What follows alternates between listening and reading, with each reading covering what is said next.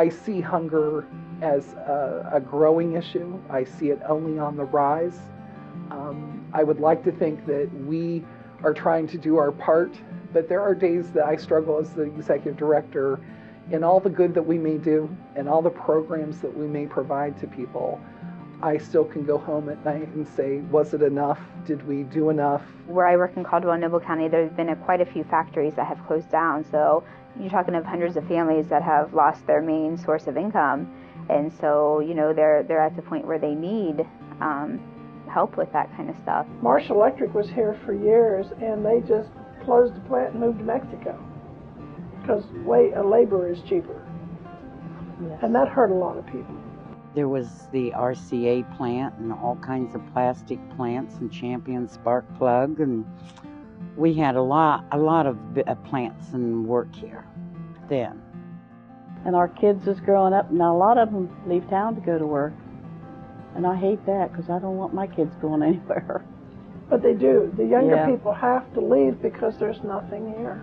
Companies have downsized, and where you might have been making ends meet and doing just fine, you've used up that little bit of savings, and now you're kind of like, oh, what do I do?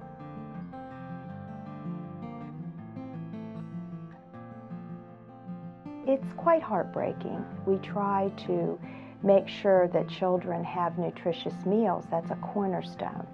I think that's second after a consistent, loving adult in their lives. Then good, nutritious food, I think, is second. There's a lot of the younger ones coming that have small kids that go there and that have kids in school that are going there to get food for them. My younger sisters, they don't understand. They just know food. But my mom tries to explain to them, like, why we have to do this, but they still don't understand. When you're not well fed, your brain doesn't work right, whether you're an adult or a child. And then it leads to feeling, maybe contributing to depression, contributing to low energy, all of those issues. When you look at the summer lunch program, how it has grown and the need for that has so vastly expanded, I would say hunger in children is much more prevalent than what some may give it attention. I think the best thing is that I know that some of the kids are getting food that they wouldn't otherwise may not have. Social Security incomes and pension checks are not stretching as far. People are having to make choices between medication and the food that they need to keep their bodies nourished. When you're on a fixed income, you can't just go buy something you really want. If you're elderly and you're on a lot of medication, you have to make up your mind whether you can buy groceries or pay for your medicine. So far I've been able to handle my medicine, but if it came to that, I would have to cut back a little, Some of us are lucky enough.